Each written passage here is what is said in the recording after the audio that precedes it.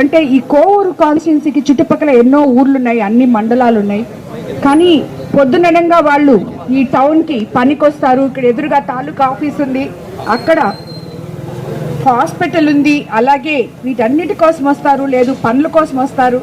అలాంటి వాళ్ళు మళ్ళీ మధ్యాహ్నం లోపల ఇంటికన్నా వెళ్ళాలి, లేకపోతే 150 అప్పుడే చెప్పారు అక్కడ మహిళలు, అమ్మ 150 రూపాయలు పెట్టినా కూడా ఇలాంటి భోజనం మాకు దొరకదమ్మా, మన ముఖ్యమంత్రి చంద్రబాబు నాయుడు గారి దయ వల్ల మేము 5 రూపాయలకి ఈ భోజనం ఇంకా తినగలము అంటే నిజంగా మాకు చాలా సంతోషంగా ఉందమ్మా అని చెప్పారు. ఇలాంటివి ఎన్నో చేస్తున్నాం మనం. ఒకటేంటి, ఫ్రీ బస్ అయితే ఇప్పుడు ఈరోజు ఈ మహిళకి పని చేసుకోవడానికి గ్రామాల నుంచి వచ్చే మహిళకి ఫ్రీగా బస్సులో కోవూరుకు వస్తుంది. 5 రూపాయలకే మధ్యాహ్నం భోజనం చేస్తుంది, 5 రూపాయలకే టిఫిన్ చేస్తుంది. అదే ఆమె హోటల్కి పోతేనే 150 రూపాయలు, అంటే రోజుకి 150 రూపాయలు, లేదు కనీసం అంత పెట్టిన వాళ్ళు 50 రూపాయలన్నా లేదు ఈరోజు ఈ అన్నం దొరకదు.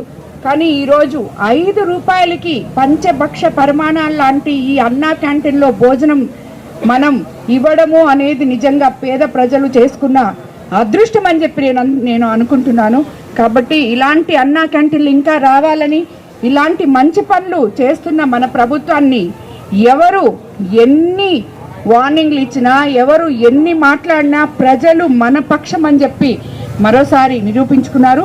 అన్నిటికన్నా ముఖ్యంగా ఈరోజు నేను ఎమ్మెల్యే అయిన 2 సంవత్సరాల్లోనే ప్రభాకర్ రెడ్డి గారి అడుగుజాడుల్లో నడుస్తున్న నన్ను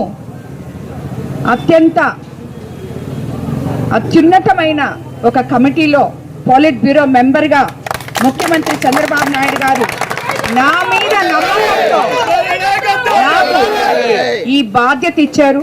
ఇది వరకు ఎమ్మెల్యేగా, టీటీడీ బోర్డు మెంబర్గా, ఎంపీ గారి వైఫ్గా నేను నా బాధ్యతలు నిర్వహిస్తున్నాను. ఈరోజు పార్టీ కోసం, పార్టీ కార్యకర్తల కోసం, జిల్లా నాయకుల కోసం, జిల్లా ప్రజల కోసం, రాష్ట్ర ప్రజల కోసం అన్ని రకాలుగా ముఖ్యమంత్రి